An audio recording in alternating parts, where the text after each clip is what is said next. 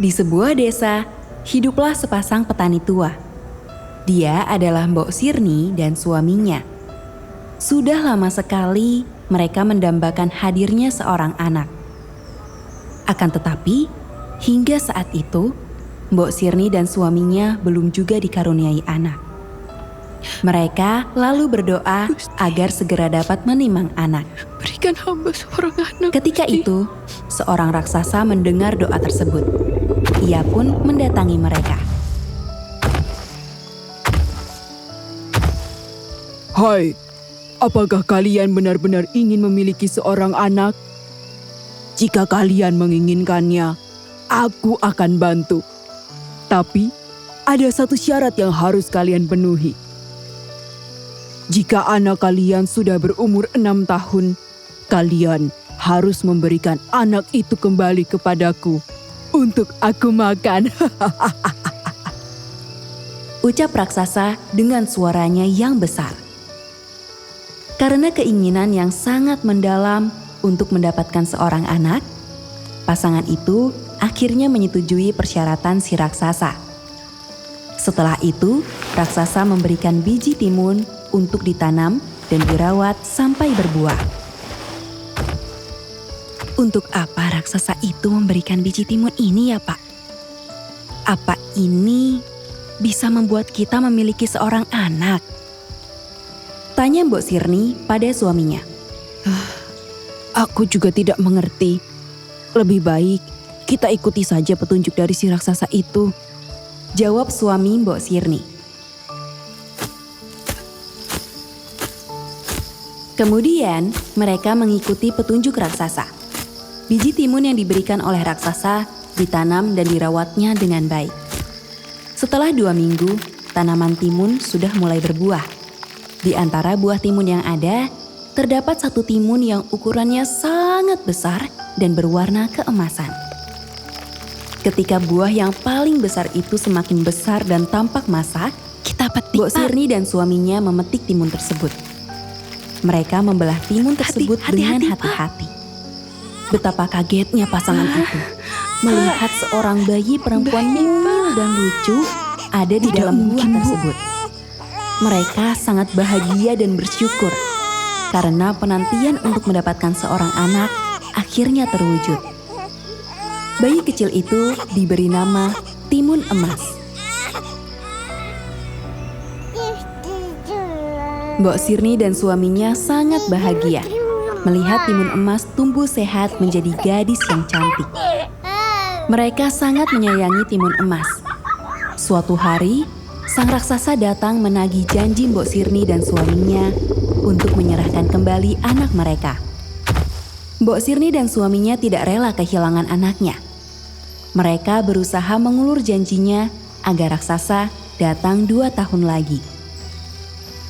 Maaf Tuan Raksasa, bukan kami hendak mengingkari janji, tapi timun emas masih sangat kecil dan tidak enak untuk dimakan.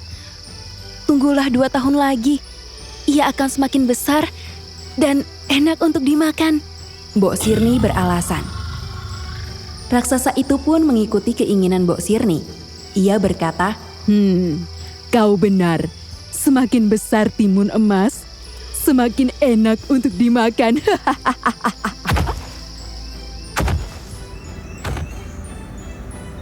Hari demi hari berlalu. Waktu yang dijanjikan semakin dekat. Mbok Sirni dan suaminya semakin tidak rela melepas timun emas. Mereka gelisah jika suatu hari raksasa akan datang untuk mengambil ini, anak Pak? sayangannya. Bapak juga tidak tahu, Bu. Suatu malam, Mbok Sirni bermimpi.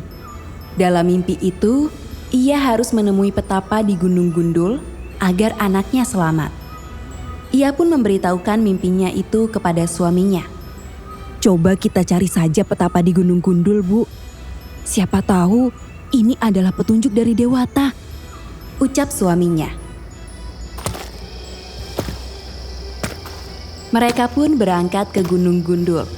Benar saja, di sana ada seorang petapa yang sangat sakti. Petapa itu memberi Mbok Sirni dan suaminya 4 bungkusan kecil yang berisi biji timun, jarum, garam, dan terasi sebagai penangkal. Setibanya mereka di rumah, Mbok Sirni memanggil timun emas.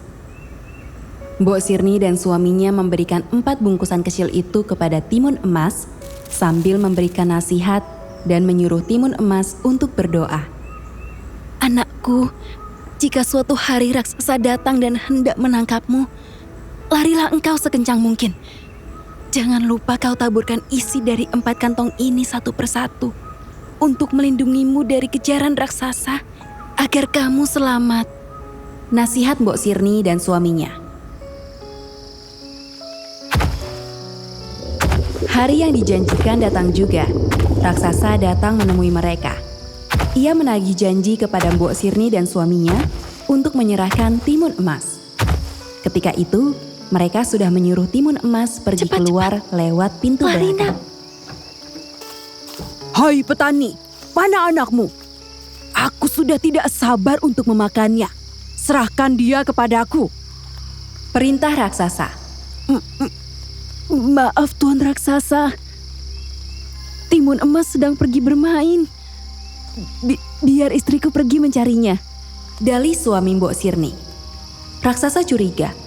Ia menyadari bahwa dirinya telah ditipu oleh pasangan petani itu. Di mana? Ia pun marah. timun emas? Ladang dan rumah milik kedua petani itu dihancurkan. Ia pun segera mencari timun emas.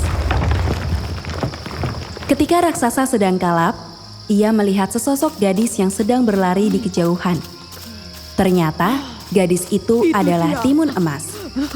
Meskipun timun emas sudah berlari sangat jauh, tapi tetap saja sang raksasa dengan tubuh dan langkahnya yang besar dapat dengan mudah mengejar timun emas. Ketika raksasa mulai mendekat, timun emas mengeluarkan penangkal yang diberikan orang tuanya. Pertama, ia mengeluarkan biji timun dan menebarkannya di depan raksasa. Biji-biji timun itu berubah menjadi ladang timun yang lebat buahnya. Melihat hal itu, raksasa berhenti mengejar timun emas. Aku suka timun. Ia asyik memakan buah timun di ladang itu. Namun, ketika menyadari incarannya sudah mulai pergi jauh, ia kembali mengejar. Bahkan, kekuatannya bertambah setelah memakan banyak timun dari ladang tersebut. Timun emas terus berlari, tapi tetap saja dapat dikejar oleh raksasa. Kali ini, timun emas mengeluarkan penangkalnya yang kedua, yaitu jarum. Ditebarkanlah jarum itu di jalan yang telah ia lewati. Hal yang ajaib pun terjadi lagi.